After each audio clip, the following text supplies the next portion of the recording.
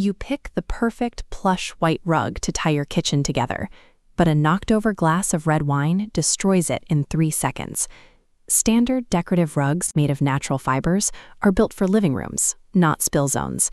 In a kitchen, they absorb stains instantly, degrade rapidly from heavy foot traffic, and lack the grip required to prevent you from tripping while carrying hot pans.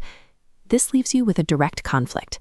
You want the space to feel warm and inviting, but you are operating in a room that demands absolute physical safety, immediate washability, and ergonomic support. Buying for the kitchen means prioritizing high-stakes functional performance over simple interior design.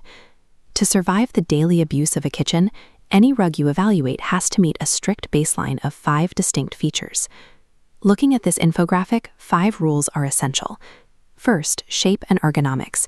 You need a narrow runner and durable, comfortable material to reduce physical fatigue. Next, easy maintenance for stain resistance and non-slip safety to prevent accidents. Finally, floor protection against heavy pots. If the product you are looking at skips even one of these 5 criteria, it becomes a literal hazard in your home rather than an upgrade. Achieving that mandatory easy maintenance means looking closely at the chemical makeup of the rug's fibers. This is where you have to ignore luxury materials like pure wool or silk. Instead, you need synthetic fibers, specifically polypropylene, nylon, or purpose-built washable blends. Choosing synthetic fibers results in a massive jump in durability. They can withstand constant heavy foot traffic, and because the fibers don't easily absorb liquids, you can spot clean massive spills in seconds. But looking at this comparison matrix, the trade-off is clear. You gain heavy-duty durability and stain resistance, but you completely sacrifice the ultra-plush, luxurious texture that natural fibers provide. This table shows how manufacturers explicitly design for this environment. Notice the Courtyard collection at the top. It's labeled specifically as an indoor-outdoor flat weave, designed entirely for high traffic. If you prioritize a delicate feel over synthetic durability here, you are essentially buying a disposable rug. Once you have the right fibers on top, you have to secure the bottom. Hardwood and smooth tile are unforgiving. A rubberized, non-slip backing is a strict requirement for any textile placed over them.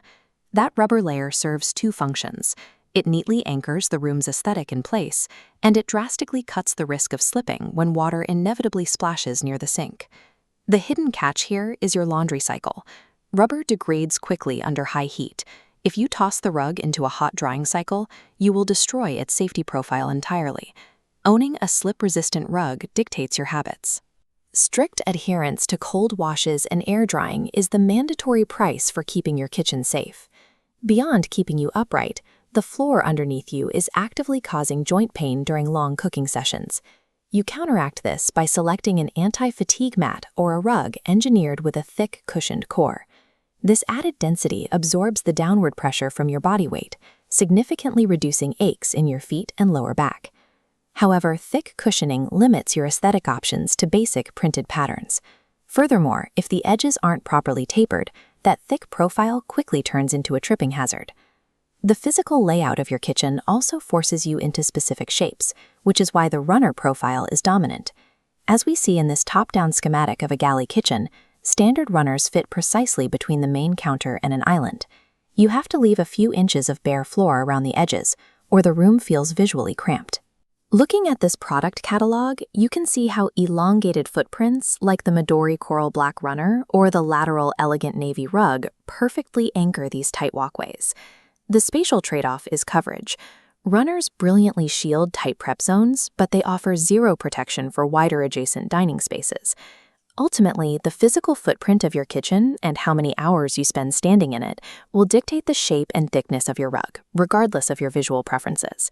To make your final choice, we can use this decision tree to map these physical trade-offs directly to your primary kitchen activity. If you are the function-first cook who spends hours chopping and prepping, you have to route directly to thick anti-fatigue mats and avoid intricate weaves that trap dropped food.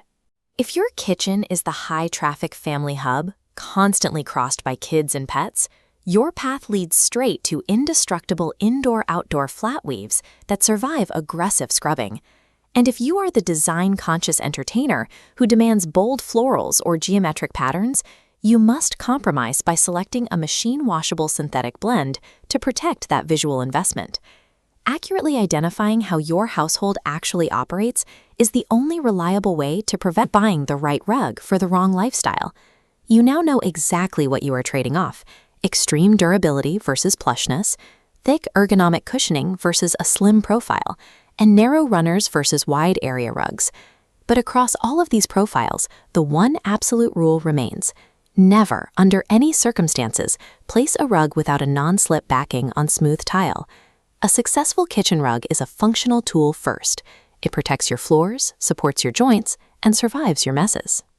Aesthetic style is just the well-earned bonus.